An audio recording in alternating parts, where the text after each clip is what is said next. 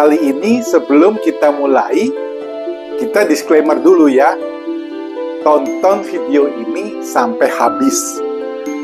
Jika Anda menonton hanya di bagian awal saja, maka kemungkinan Anda akan mendapatkan informasi yang salah. Tonton sampai habis ya. Oke, kita mulai. Saya dokter spesialis paru. Nah, saya ingin bercerita. Andai kata Anda di sebuah ruang pertemuan begitu, sedang menyaksikan misalkan saja stand up komedi atau sedang menyaksikan acara.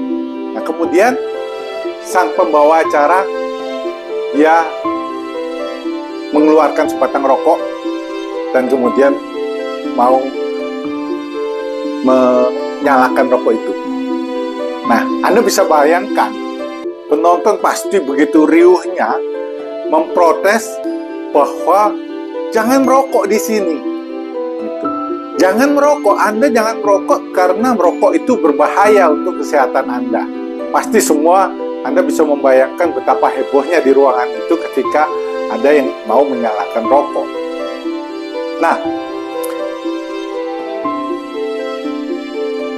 jika Anda bandingkan dengan apabila pembawa acara itu membawa coklat batangan, kemudian dia membuka coklatnya dan dia akan makan coklatnya, apakah akan terjadi reaksi yang sama? Apakah para penonton yang ada di ruangan itu membiarkan pembawa acara itu makan coklat batangan? Jadi akan ada perbedaan di mana pada saat menyalakan rokok, mau menyalakan rokok ini, itu sudah hebohnya setengah mati. Nah, sedangkan yang waktu membawa coklat dan akan makan, itu dibiarkan begitu saja. Atau mungkin kalaupun ada yang mau memprotes tidak banyak. Karena mereka beranggapan bahwa merokok itu sangat berbahaya, sedangkan makan coklat batangan itu tidak berbahaya. Saya mau jelaskan bahwa merokok itu tidak lebih berbahaya daripada makan coklat batangan atau Anda makan karbohidrat dalam jumlah yang banyak. Kalau Anda sering makan coklat batangan, maka karbohidrat yang Anda makan atau yang Anda asupan dari karbohidratnya sangat tinggi. Nah, pada orang-orang yang merokok, 100% orang yang merokok yang menjadi kanker paru itu hanya 20% kurang. Yang sisanya 80% aman-aman saja. Dia akan sehat-sehat saja dan tidak masalah dan tidak terbentuk kanker paru, lung cancer. Nah, sedangkan Anda harus tahu kalau orang makan karbohidrat berlebih, makan gula berlebih, maka 80% dia akan mengalami dampak negatif dari karbohidrat itu. Bisa penyakit jantung, koroner, bisa juga stroke, dan penyakit-penyakit kronis lainnya seperti diabetes, darah tinggi, yang 80%-nya itu menyebabkan kematian. Jadi kematian dari 100% kematian akibat penyakit, 80%-nya diambil oleh penyakit-penyakit yang related atau berhubungan dengan konsumsi karbohidrat yang tinggi. Nah, jadi mana yang lebih baik? Merokok atau makan karbohidrat yang tinggi? Nah, jadi untuk orang-orang yang merokok ini mungkin jauh lebih aman, cuma 20%, sedangkan makan karbohidrat tinggi 80%. Yang kedua,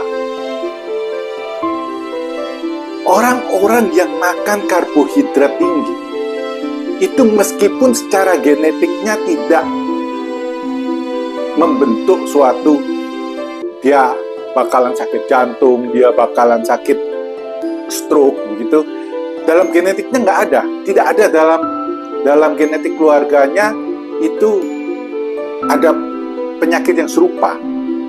Nah, tetapi 80%-nya masih bisa menjadi sakit seperti itu jika Anda makan karbohidrat berlebihan. Berbeda dengan orang yang merokok. Jadi 20%-nya orang yang merokok itu memang dia memiliki genetik atau garis keturunan yang orang tuanya juga sama.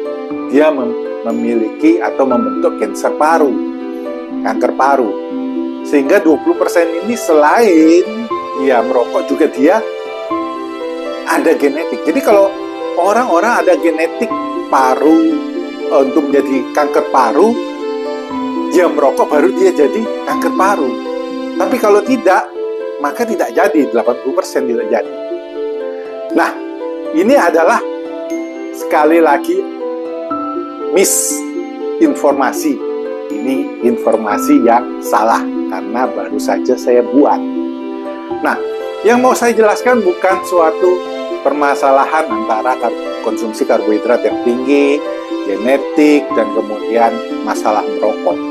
Yang saya ingin jelaskan adalah bagaimana kita, terutama orang-orang yang berpengaruh, itu bagaimana kita menyampaikan sesuatu data, bagaimana kita menyampaikan suatu fakta dengan cara yang baik, dengan cara yang meyakinkan. Apalagi kalau Anda seorang public figure, maka akan banyak orang yang percaya apa yang Anda katakan. Seperti tadi yang saya lakukan. Pasti banyak yang setelah tadi saya sampaikan begitu, kalau saya tidak tutup dengan bahwa itu suatu informasi yang salah, mungkin di antara Anda yang mendengarkan di awal tadi sudah mulai yang berhenti merokok, mulai merokok lagi, gitu ya. Yang kemudian yang makan karbohidrat, mau biasanya dia senang makan coklat, jadi nggak makan coklat karena ada informasi yang salah di sana. Jadi merokok itu memang berbahaya. Jadi yang tadi itu adalah misinformasi, informasi yang salah. Nah, bagaimana kita bisa meyakinkan seseorang dengan cara kita berbicara? Itu adalah the power of word. Jadi kalau kita mampu mengatakan sesuatu, meyakinkan sesuatu, tidak juga harus Anda menjadi public figure dulu baru Anda bisa melakukan itu.